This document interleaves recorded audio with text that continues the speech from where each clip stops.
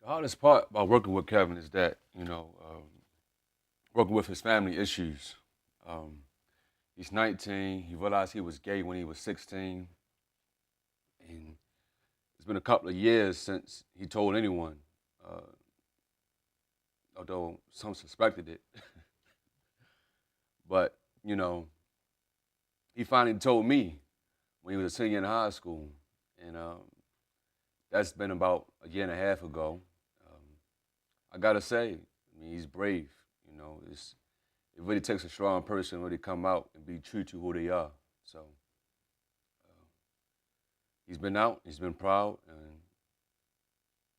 and as they say, the truth will set you free. Kevin, he came out to his friends first. Some of them had a hard time. Some of them was like, hey, congratulations, you're free now. Um, he wanted my advice to how to come out to his family though, because he wasn't sure how they would take it. Uh, I was okay with it, and we just uh, we just went down. We sat down and we told him. He told his mom and his sister first, since he was the closest to them. You know, then they responded pretty well. They took it pretty well. They just showered him with love and just told him that they're proud that he finally came out because obviously they suspected it. So. Uh, but his mom was really proud of him, but she was also scared because he's a black dude and he's coming out as gay, and sometimes gay dudes they just don't get treated well. So that's what her worry came in at. Um, but she generally wants him to be happy, and she supports him regardless if he was straight or if he's gay. Uh, his younger sister, she was just like, I guess she was kind of surprised, but she just questioned like, "You're gay, cool. I'm still going to accept you. You're my brother, and I'm still going to love you." And she even joked. She said they can go to the Pride Parade together. um, but it was really hard for his aunt Sheila, and that was the one that really hurt his feelings the most, because he really looked up to his aunt. She was a very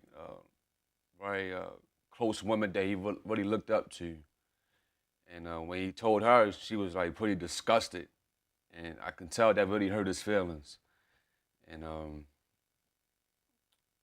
you know, I know he told me that his aunt used to babysit him, and they would go to the playground, go to the circus together.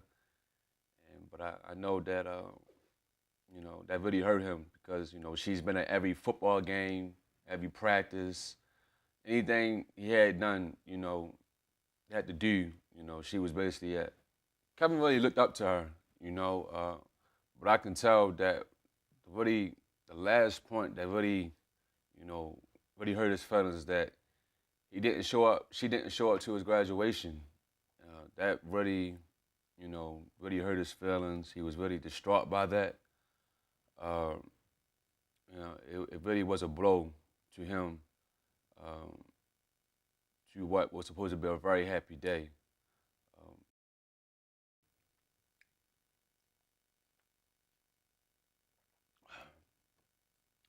I had many long conversations with Kevin about Shannon and his identity as a gay man.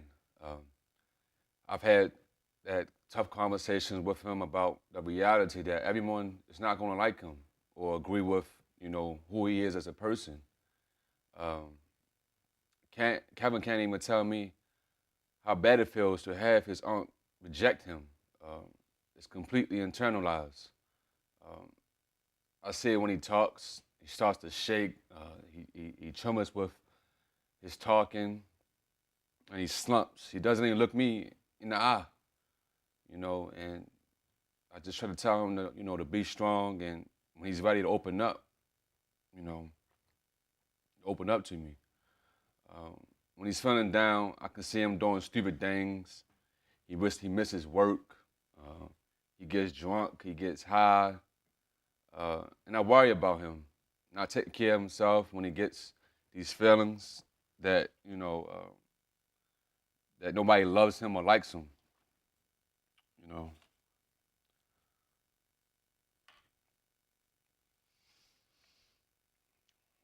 I try hard to notice, use these moments as opportunities for us to get closer. And I have to admit, a lot of the times, it seems easier just to ignore because I just don't want to push him away.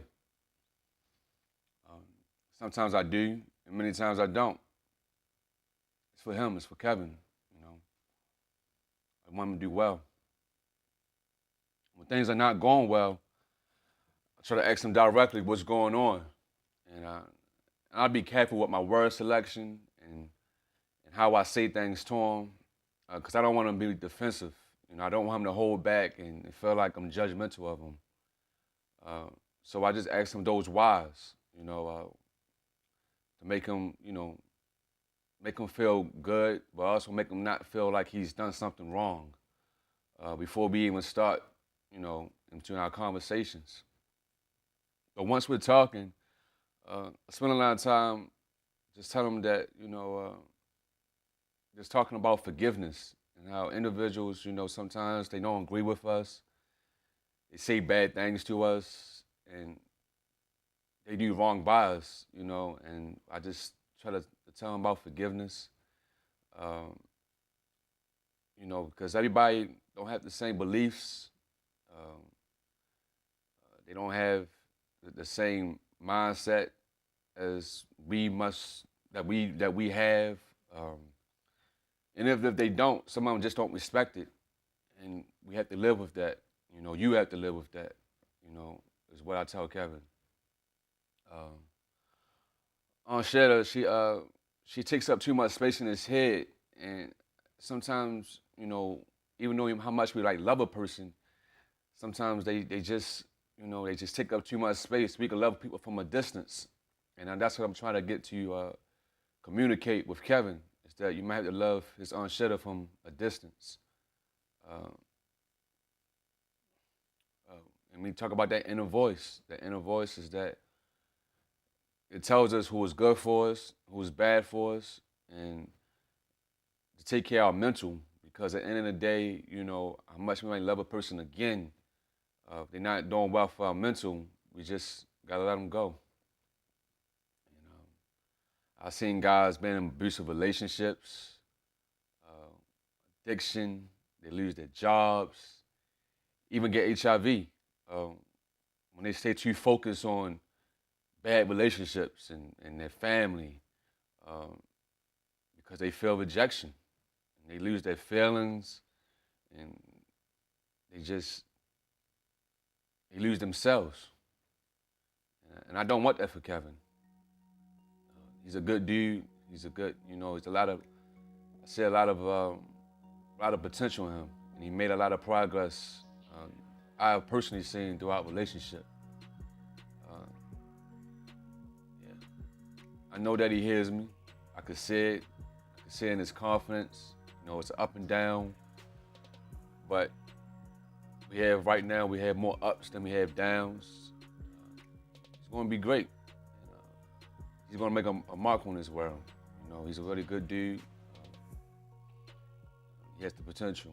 I want well for him.